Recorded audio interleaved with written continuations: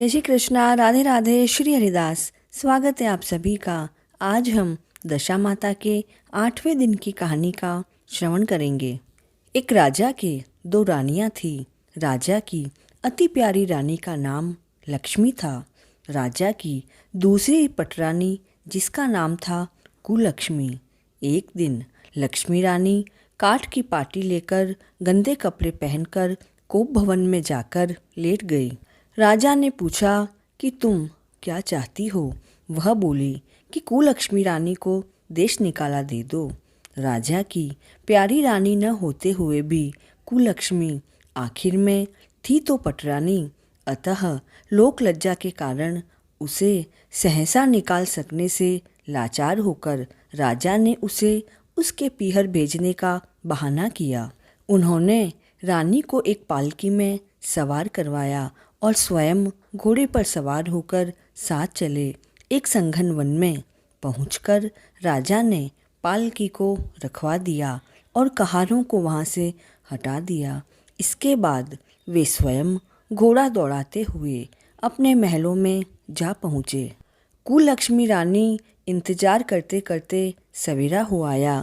वह राजा का इंतजार करती रही। रानी को अब बड़ी प्यास लगी थी। रानी ने एक सारस की जोड़ी को एक तरफ जाते देखा। वह उसी के पीछे पीछे हो गई। कुछ देर बाद एक नदी के तट पर पहुंच गई। रानी ने स्नान किया। उसी घाट पर कुछ स्त्रियां स्नान कर रही थी।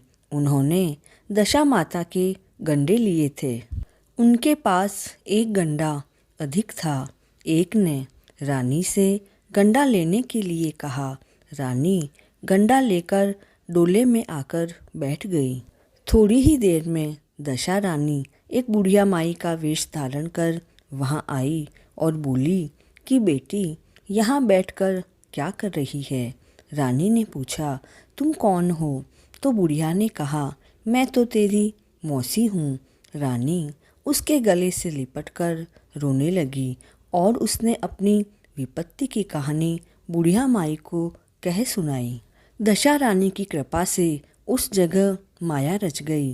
रानी के भाई भौजाई आदि सारा पीहर अपने आप वहाँ प्रकट हो गया। रानी ने 9 दिन तक दशा रानी की कथा कहानी कही। 10वें दिन गंडे की पूजा होती थी। उसी दिन सवेरे दशा रानी ने कहा कि तुम आज नदी में स्नान करने जाओगी। वहाँ तुमको जो स्वर्ण कलश मिले उसे ले लेना और जो डोली तुम्हें लेने के लिए आए उसमें निसंकोच होकर बैठ जाना। रानी नदी में स्नान करने गई। वह स्नान करके निकली तो किनारे पर 2 सोने के कलश रखे दिखाई दिए। उन्हीं के पास सुंदर रेशमी वस्त्र रखे हुए थे। रानी ने वस्त्र बदलकर घड़े भरे और ज्यों ही अपने स्थान की ओर चलना चाहा, तभी एक डोली सामने से आती हुई दिखाई दी। रानी समझ गई कि हो न हो इसी डोली के बारे में मौसी ने मुझे बताया था। वह तो फौरन ही डोली में सवार होकर अपने घर गई।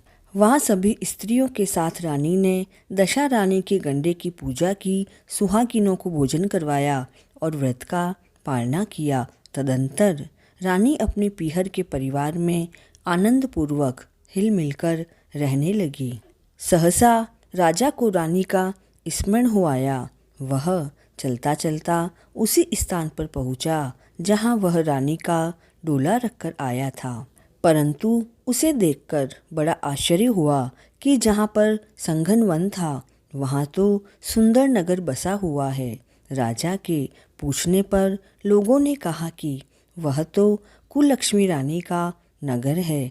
अब तो राजा और भी आश्चर्य में डूब गया। राजा ने महलों के पास जाकर इत्तला करवाई कि अमुक राजधानी का राजा मिलने आया है। रानी ने राजा को भीतर बुलवाया और वहीं डेरे पर ठहराया। दोपहर को राजा भोजन करने गए। उनके साथ एक नाई भी आया था। वह भी राजा के पास बैठकर ही भोजन करने लगा। रानी राजा तथा नाई को भोजन परोसने लगी। पहली बार ज्यों ही रानी ने नाई के सामने पत्तल रखी, तभी उसने रायते का एक छींटा रानी के पैर पर डाल दिया। रानी ने उसकी इस क्रिया को नहीं जाना। दूसरी बार रानी परोसने आई, तब दूसरी पोशाक पहनकर आई।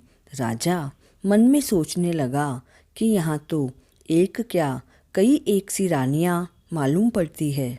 अपने डेरे पर आकर राजा ने नाई से कहा कि यहाँ पर तो कई रानियाँ हैं, यह कैसे मालूम होगा कि अपनी रानी कौन सी है। तो नाई बोला कि रानी तो एक ही है, वही पोशाक बदल बदल कर परोसने आ रही है, इसी कारण आपको भ्रम हुआ था। राजा ने पूछा कि तूने कैसे जाना कि रानी एक ही है। तो वह बोला कि मैंने पहले ही रानी के पैर पर रायते का एक छींटा डाल दिया।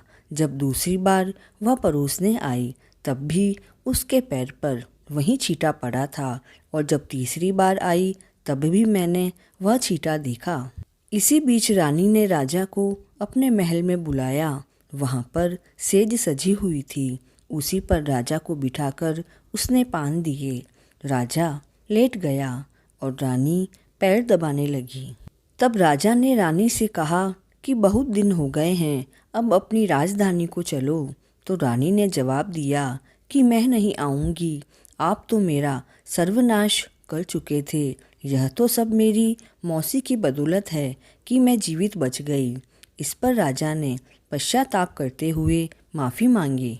तब रानी बोली कि मैं एक शर्त पर आपके साथ चल सकती हूँ, यह बाग बगीचे आपकी राजधानी के पास पहुँच जाए, जिससे जब मेरा जी चाहे आपके महल में रहूं और जब मेरा जी चाहे तब मैं मौसी के महल में चली जाऊं। मेरी मौसी बड़ी दयावान और भोली भाली है। राजा रानी की मौसी दशा रानी के पास जाकर जैसे ही यह निवेदन किया, उसी समय दोनों शहर पास पास हो गए, मानो एक दूसरे के भाग हो। राजा ने दशा माता की कृपा का प्रभाव जानकर पूरे शहर में ढिंढोरा पिटवा दिया कि अब से सभी लोग दशा रानी की पूजा किया करो। भगवती दशा रानी ने कुलक्ष्मी रानी पर जैसी कृपा की, वैसी ही आपत्ति में पड़ी हुई हर स्त्री पर अपनी दया करे। शीतला सप्तमी की कहानी का लिंक डिस्क्रिप्शन बॉक्स में मिल जाएगा, अतः उसे भी अवश्य श्रवण करें। दशा माता की कृपा हम सभी पर बनी रहे, इसी मंगल कामना के साथ जय श्री कृष्णा।